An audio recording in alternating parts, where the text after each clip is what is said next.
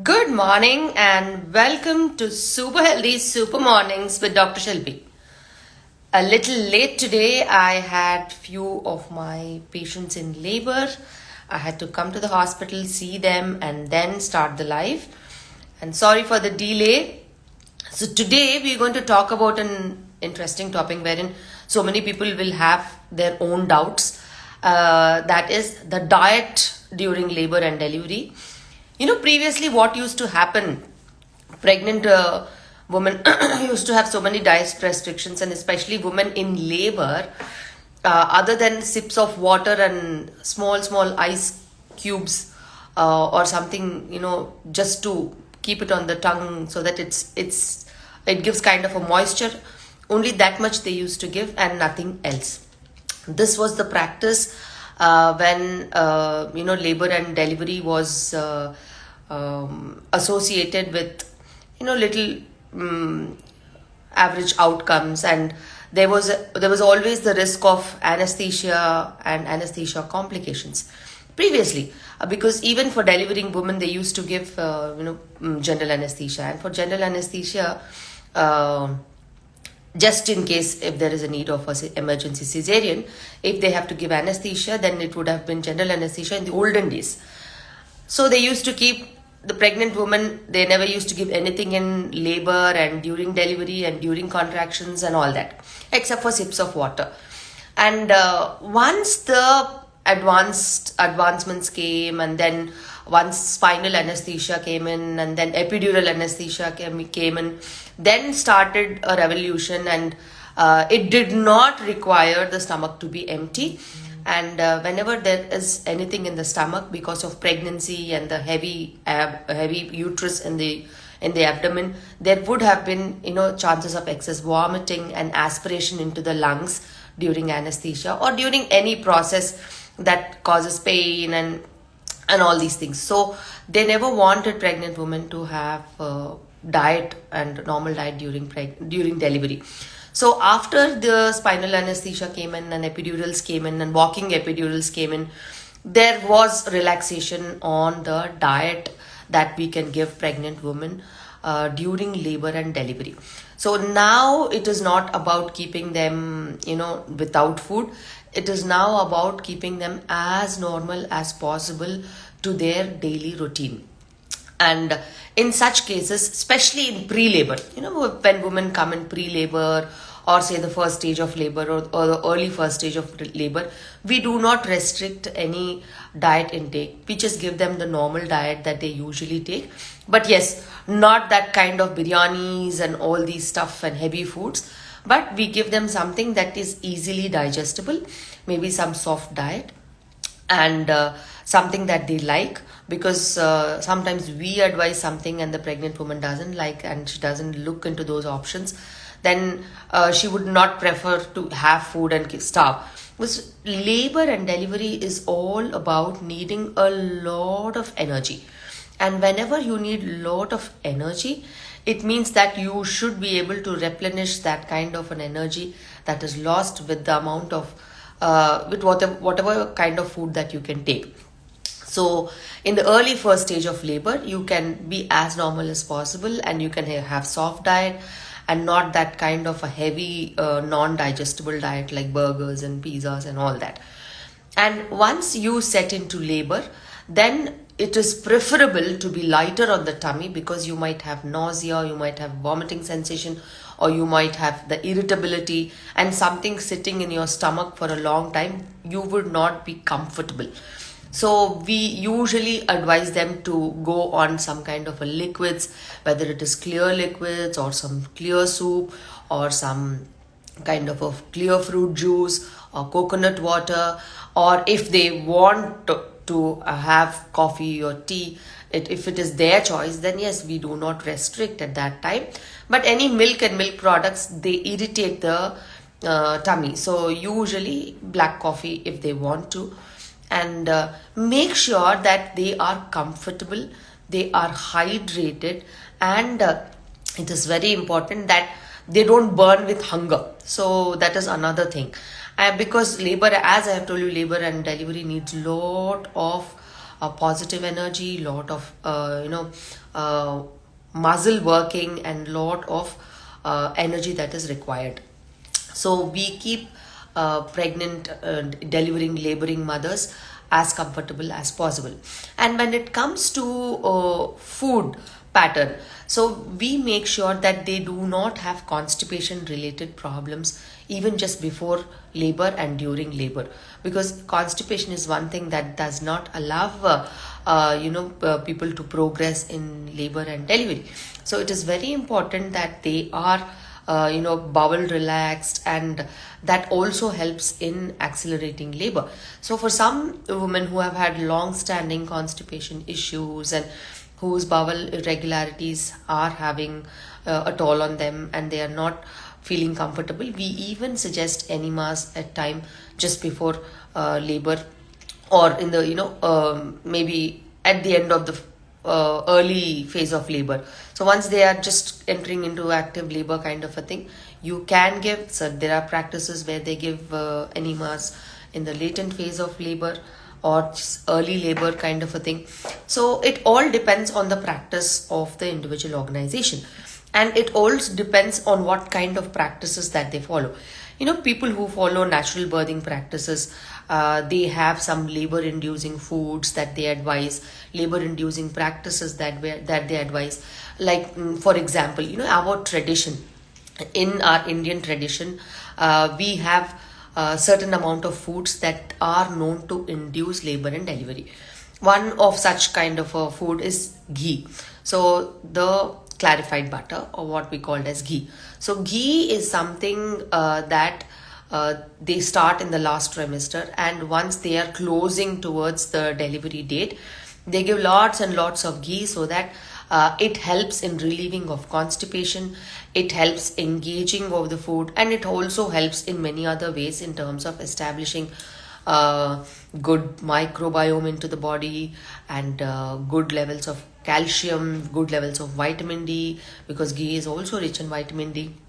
So other than whatever health benefits that clarified butter or ghee has, ghee is they usually consider it to be a labor inducing drug, and it also helps during labor, is what they say. If you ask them into the intricacies, or the grandmothers, and we ask them, why do you prefer giving them ghee, there are some communities where they give about 16 kilograms of ghee in the month that they deliver. So that is too much, way too much. But that was for some young women who used to deliver at that age, who were underweight and all these things. So cultural practices have deep-rooted reasons. There is no reason for giving so much of ghee in the current scenario when women are maybe in the little higher age and higher weight. So it doesn't make sense to give them so much of ghee. But yes, moderate amounts of ghee will definitely help. They tell us that it allows the head to descend and deliver easily, because it has that greasy tendency. So that is what they say. वो जिगा जिगा रहता है, वो sir नीचे आता है. So when you ask them, they tell various reasons. But yes, ghee is known to be good on the tummy also. And there is another thing that they usually give before people go into labor, and so that is it assists people going into labor, that is castor oil. It causes loose motions. You have to be very careful with castor oil. It is not as good as what they give. But when it is coming to a traditional practice, they give 1 or 2 teaspoons of castor oil at bedtime, so that it helps relieve constipation. Basically, the purpose is to relieve constipation, and sometimes there is a loose motion tendency that comes in and it sets into labor. So these kind of cultural practices are there. Whatever you say against them, or wherever you try to fight against them, it doesn't work well, because it is the elders that they decide, and they kind of follow traditions. And there are other myths and mixing things about labor and delivery. They say pineapple induces labor, they say dates induce labor, they say spicy food induces labor.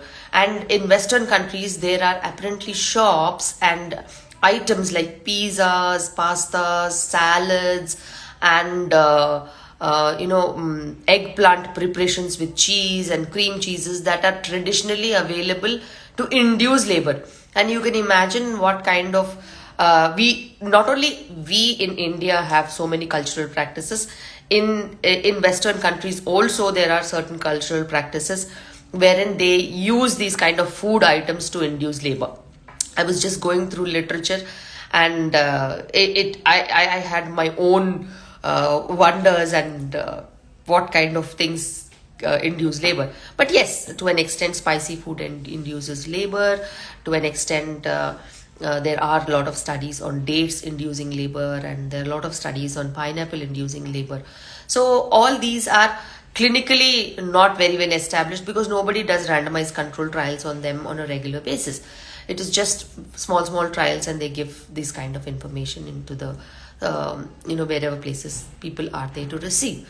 And when it comes to first stage of labor, as I have told you, have some friendly food like soups and some liquids and very soft diet, and you can have a fruit if you want to. So all these things keep it to a very light meal.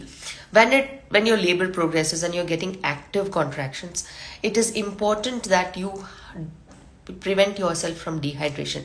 Yes, there are people who give IV fluids, but in natural birthing, where we don't give any medication and assist labor as it comes through, in such cases when there is no IV line or no assistance that is given and make women deliver as normally as possible, in such cases you need to be taking care of your hydration. So you should have some sips of liquids, some sips of coconut water, or some sips of some juice, or some broth, or some clear soup kind of a thing, so that you keep yourself hydrated, and take water intermittently so that your hydration is maintained and your throat doesn't dry out. And it is very important that you have all these things in your birth plan, because birth plan is something that really is required for people. What your likes and dislikes. You are in labor, we don't want you to get disturbed and constant nonsense of asking you what do you want. So if you have a birth plan, and you can just hand over your birth plan to anybody who's taking care of you, whether your partner, whether you're any other family member, or to the doctor, or to the nurse, or to the doula, or to the labor assistant, they will take care of what has to be given to you, and your choices and preferences will be taken care of. And it is very, very important that that you maintain some kind of a ongoing nutrition when you are delivering. That is really, really important.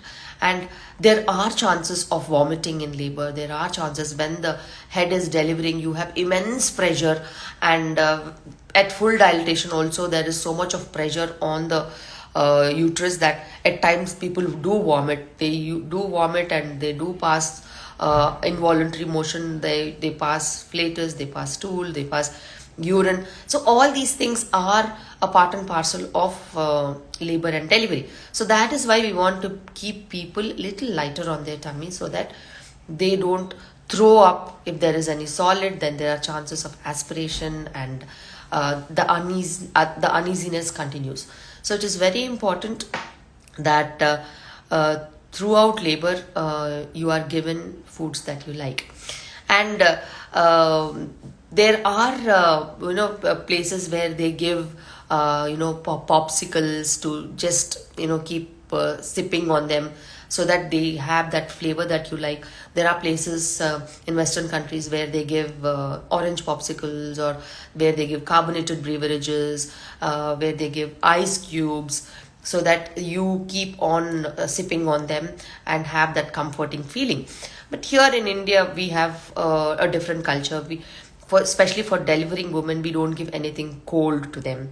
And post-delivery also, they don't give anything cold to them. They give either the normal temperature things, or at the most, if you have to give them, they give something warm and nothing cold. So that is what our traditions are. And you cannot go against traditions, because there are people other than the delivering mother around, and they would have a lot of apprehensions regarding the procedures. So it is important that the comfort of the pregnant woman should be taken care of. and giving diet during labor and delivery is absolutely not contraindicated. And if there are any emergency deliveries like cesarean or emergency deliveries that are required, just in case, to keep it light, previously they never used to give food, but now again liquids have no contraindication. We can take care, we can give anti-emetic medications that decrease vomiting sensation and nausea during anesthesia. And nowadays spinal anesthesia and epidural anesthesia are very, very safe, and you need not keep your tummy completely empty. Having liquids is not an issue. So to be comfortable during labor and delivery is very, very important, and to honor the pregnant woman's requests and delivering mother's opinion is really, really important, because it is the D-day for her, and her day should be definitely taken care of. And small measures like keeping a birth plan, small measures like noting down your preferences, small measures that the partner understanding her pulse and taking care of her during labor and delivery, they give a long lasting reassurance to the relationship itself. So it is not only about what the delivering mother's needs are, it is also about the love and care that you give to her, including the family members, including the husband, including the doctor, including the staff. Everybody should be passionate towards their the target that they are supposed to be doing, and they have to be comforting the pregnant delivering mother. So because at a point of time she would not be oriented, and at a point of time she would be very jittery, she would be little frustrated, she would be angry, she would be telling you no for anything that you give her. But you should understand her pulse, and you should depending on her blood pressure, depending on her symptoms and signs of dehydration, either you should start some IV fluid, or if she looks like she's dehydrated, you should encourage her having some liquids on and off. So this is about diet during labor and delivery. And immediately after delivery, you have to give the pregnant woman some kind of a food, because after delivery she's exhausted, and post delivery she would regain her hunger, and because of the empty stomach of not giving her any solid food during labor and delivery, immediately after delivery you can give her some snack or some idli. In our places we give some snack like idli, khichdi, or any kind of an upma, or some kind of a soup, anything that just fills her so that she can have a small nap and recover as soon as possible. And once she delivers, there is latching of the baby, there is breastfeeding that she has to start on with. So that is another particular thing where dehydration should not be there, and hydration levels are very, very important to establish lactation and latching and ongoing lactation that is required. So you should take care that the delivering mother is comfortable, not empty stomach. Give her something that is comforting her, and be with her in times of these kind of troubleshooting times when she's in labor, so that she is also happy, and we should take care of her in every given possible way. And this is about diet during labor and delivery. And today's we have Durga Puja in the hospital, and we have Batukama in the hospital. We have Batukama festival in the hospital, and tomorrow is holiday, and it's the Dussehra festival. And catch you tomorrow with yet another interesting topic at 7:30 live in Super Healthy Super Mornings with Dr. Shilpi. Goodbye, have a happy festival and enjoy, so that you have good memories to make.